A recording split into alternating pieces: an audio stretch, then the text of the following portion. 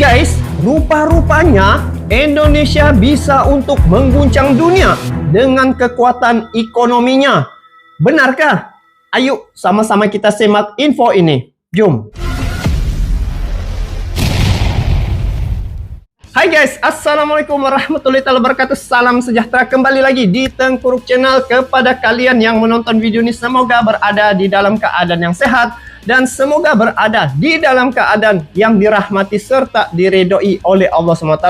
So guys, saya banyak mendapat saranan ya untuk melihat video ini dan dia minta untuk saya reaksi tentang kekuatan ekonomi negara Indonesia. Dikatakan di sini bahwa Indonesia bisa untuk mengguncang dunia dan bakal menjadi negara superpower.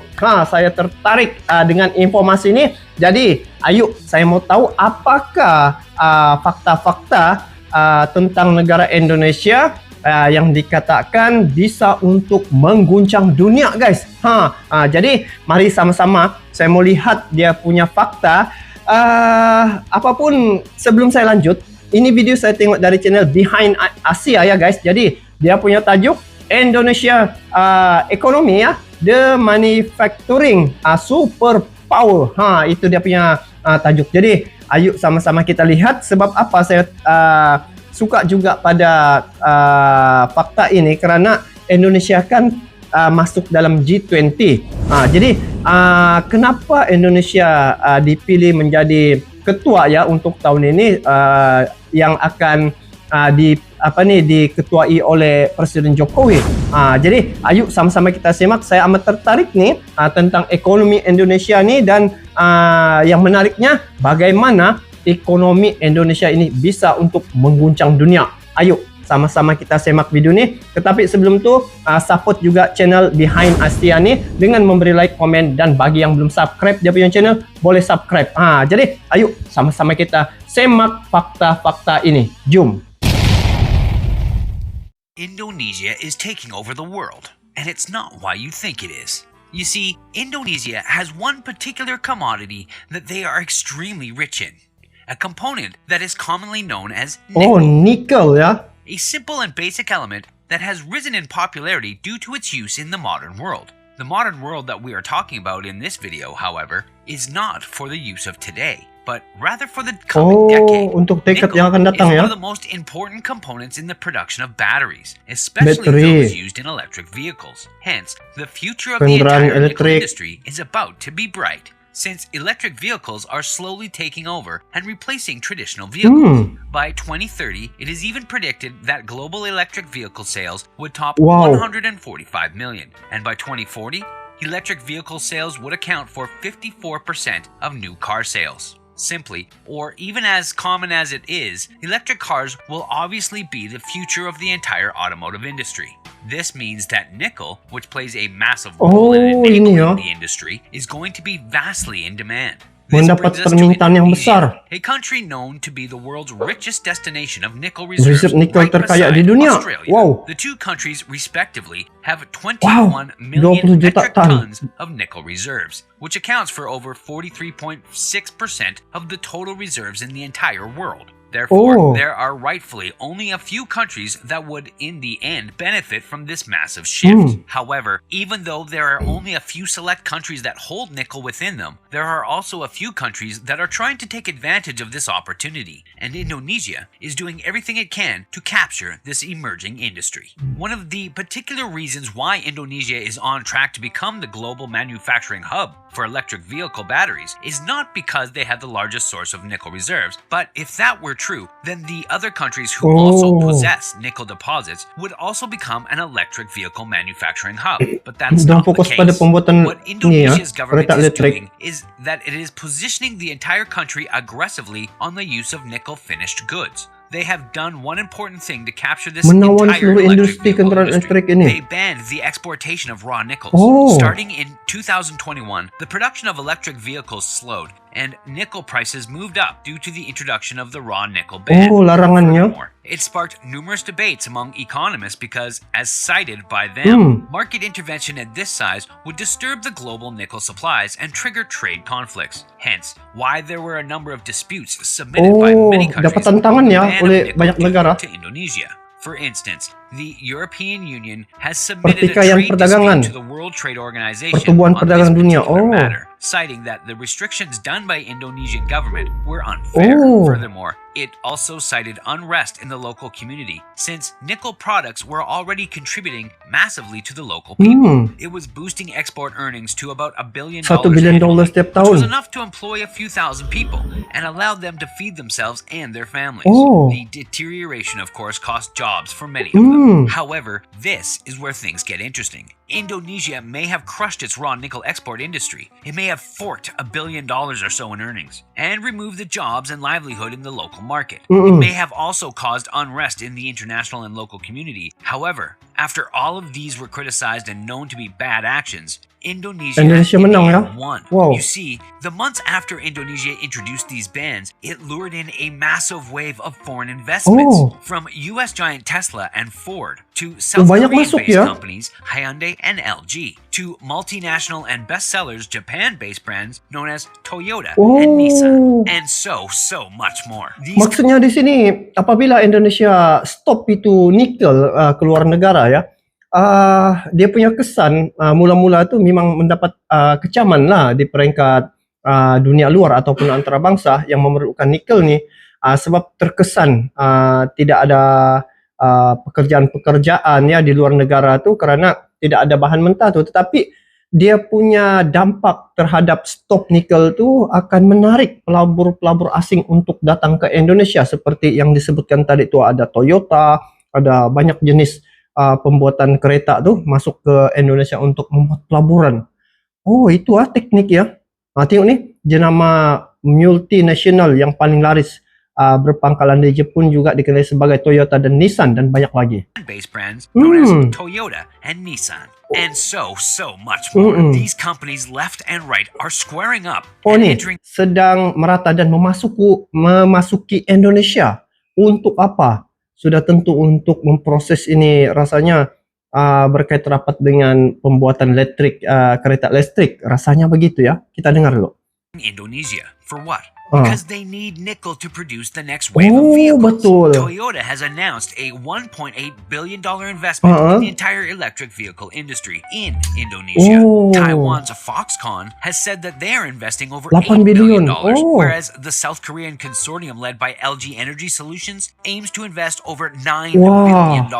Simply, billions of dollars worth of foreign investments are flowing mengalir in every masuk month ya, after the ban. berbilion Billions dolar. of dollars are worth far more than the entire raw export industry of Indonesia. Begitu. By all standards and simple calculations, these investments would simply add far more jobs to the local community and even set Indonesia to become one of the world's largest electric vehicle manufacturing hubs. Wow. In fact, just in the year Masuk 2021 akal. alone, while raw nickel exports were slated to be about $1 billion industry, the finished components and manufactured products that resulted due to the nickel were over $20.9 billion. How much bigger would the entire nickel-based manufacturing finished product would then be in the coming 5 to 10 years? Betul. A lot. Banyak. The Indonesian government has introduced a massive and ambitious Tahun plan for 2030 ya. 2030, which is just a few years ahead of us. Yet that plan has targeted the entire electric vehicle industry, Kendaraan raising elektrik. targets such as Indonesia would by that year account for over 25% of the total 25%. electric vehicle sales. However, even if that ambitious target is still far years ahead of us, the short-term impact is already being felt.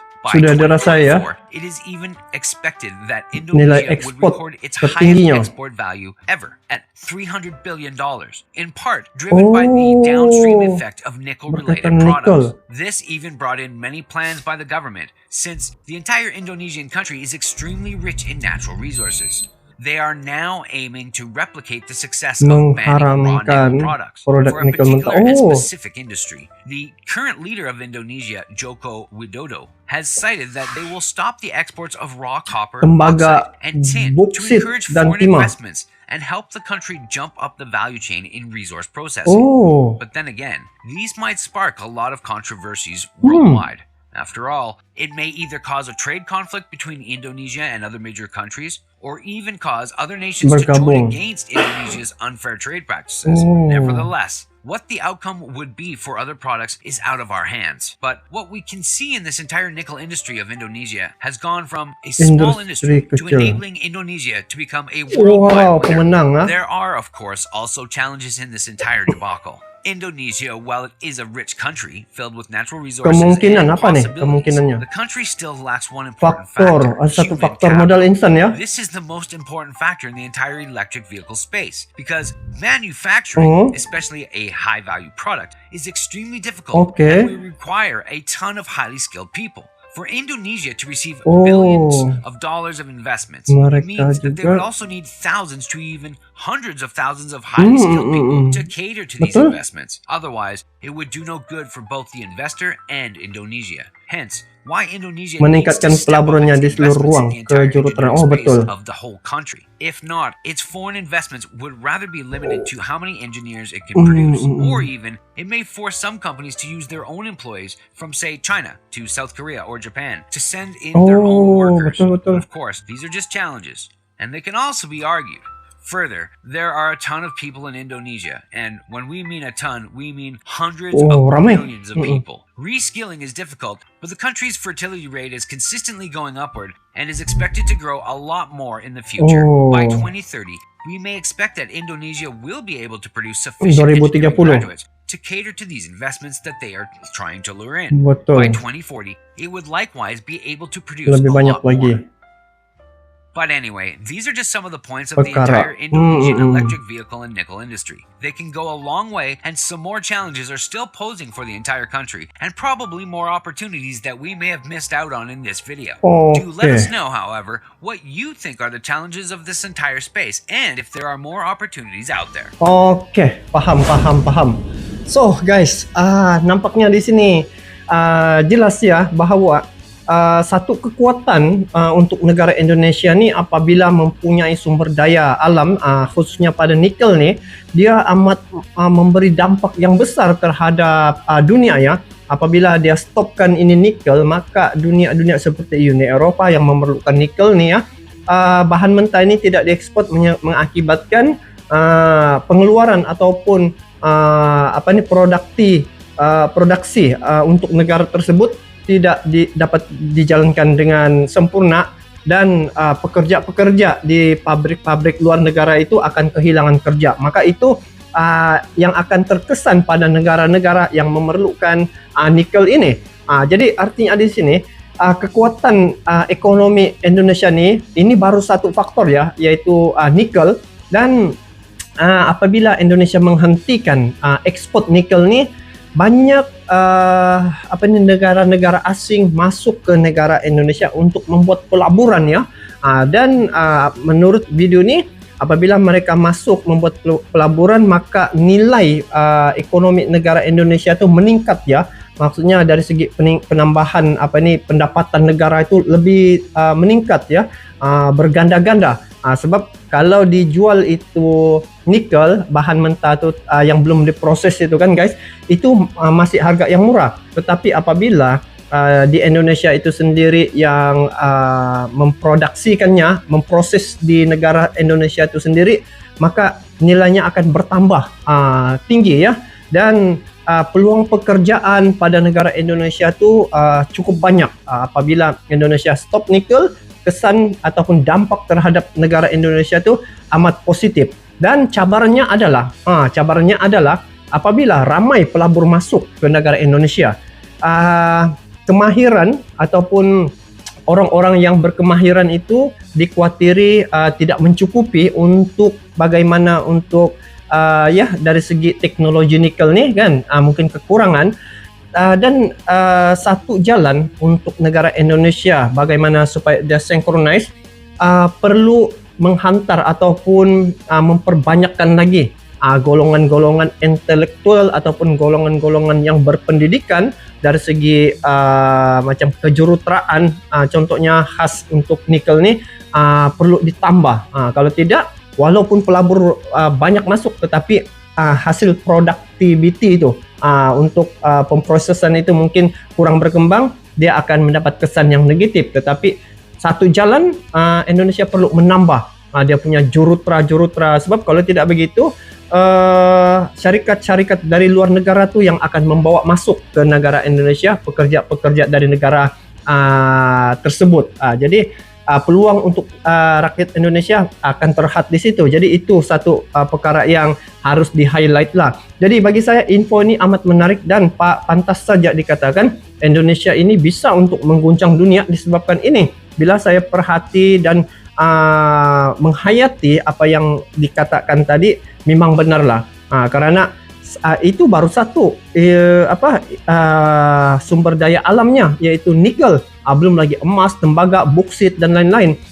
Itu nikel saja pun sudah bisa untuk menjadikan negara asing ataupun negara yang memerlukan nikel ini terketar-ketir. So ini satu info yang menarik dan dapat memberi inspirasi ya.